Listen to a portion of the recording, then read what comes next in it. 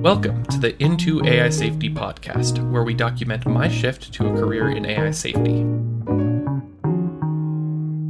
This show aims to serve as a mentorship proxy for those getting into the field, and a mentorship amplifier for our guests and myself. As always, I am your host, Jacob Haynes.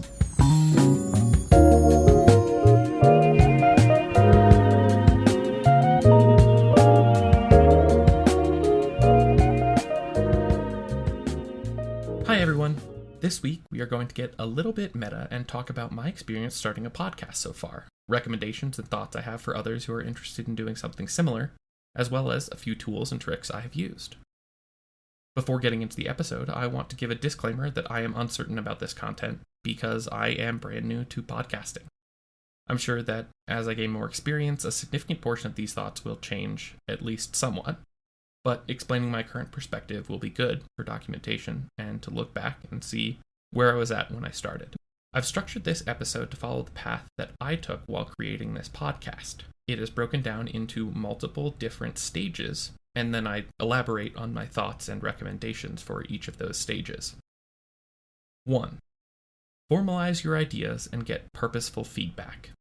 After the idea came up in a conversation with Peter Gebauer, I took some time to formalize both my motivation for the podcast and what I thought the end product would look like by writing things down in a Google Doc. I then explicitly asked a few AI safety field builders to read through this document and give me feedback. While expanding on your vision, don't be afraid to look to other podcasts for inspiration. Find ones that you like with a similar vibe to what you're going for, and think about why you like them. This exercise of writing down your motivation and what you think the end product will look like initially is a low-cost, high-value exercise to do, and I would highly recommend doing something along these lines. 2. Share thoughts with highly relevant communities. For me, the document that I was working on in step 1 was a draft for a post to Less Wrong, a forum that individuals who are in my target audience view, and I provided this context to the people that I had asked to review the document. After making modifications to the draft and the vision that I had for the podcast, based on the feedback that my reviewers gave me, I then posted it to Less Wrong. Importantly, I made sure that my core ask, which was feedback and advice, was clearly and succinctly stated at the top of the post. I also attempted to reduce content as much as possible, as that would increase the likelihood that someone who saw the post would actually read it. Although I would say that the result was relatively low value in terms of actual advice, the traction that the post seemed to have was a positive indication to me that I was moving in the correct direction. Since I highly recommend creating a similar document in the first place, creating a variant to post on a forum or websites should be very low cost. Basically, I see no reason not to make this kind of post. Creating an MVP. In product design, there is an idea of a minimum viable product, or MVP. This MVP can then be presented to prospective investors, potential users, and other designers in order to demonstrate value, build confidence, and get meaningful feedback on the product. Similar principles can be applied to many different domains, including podcasts and other media. For a podcast, our MVP is an episode that captures the format and flow that we are aiming for. Importantly, this is the minimum viable product, meaning that we don't need to have perfect audio quality, standardized intro and outro, or even have it published on multiple platforms. By getting a sample out quickly, we will be able to iterate more effectively and efficiently. The details can come later. This MVP mentality has other benefits as well.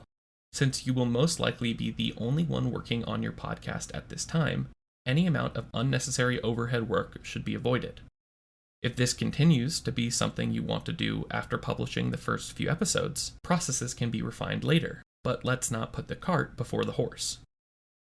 Finally, I believe that creating this MVP solo is actually incredibly valuable as a learning experience.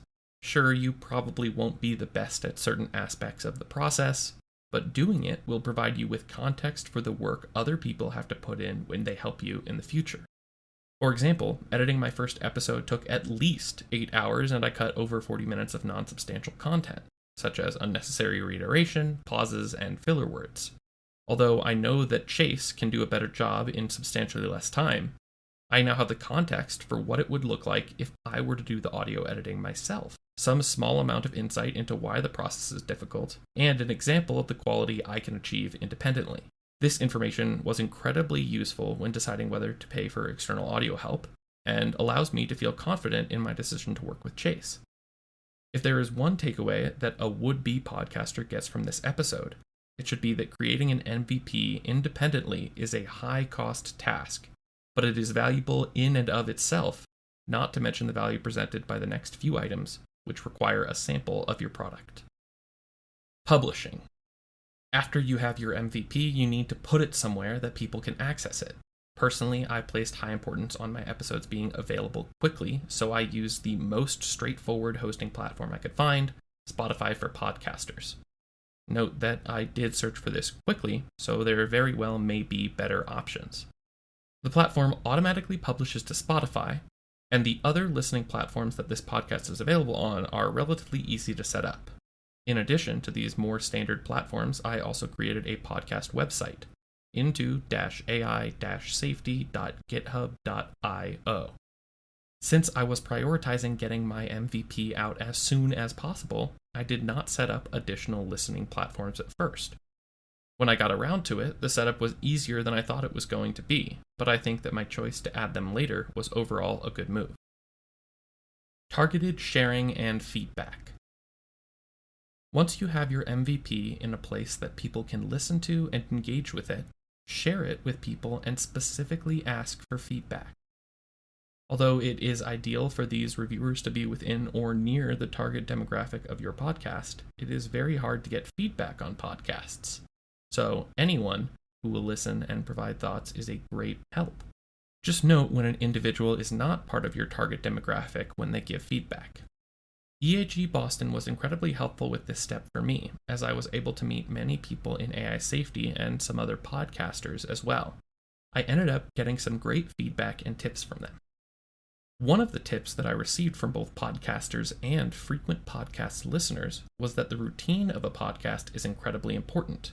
This means that, regardless of what your cadence is, it should be well established so that your podcast can become part of a listener's weekly routine.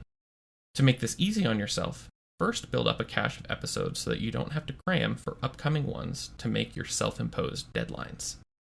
At this point in the process, you will also have a better understanding of the time it will take you to produce an episode independently, as well as the approximate quality of such an episode, which allows you to better assess the value of bringing on additional help.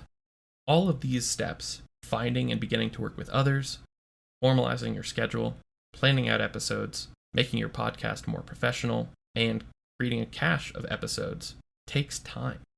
As a result, I would recommend not starting to publish routinely for at least 1 month, but preferably longer than that, especially if you are not only focused on your podcast during that time. Tools. My first episode was recorded with OBS, meaning that I recorded through my mic locally and then took the audio from my computer for the guest.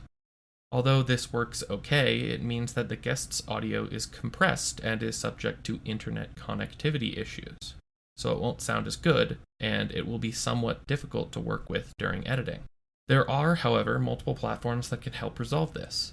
A free option that performs better than recording your own computer audio directly is the Discord bot Craig. However, it does not truly record locally, making the output still dependent on connectivity.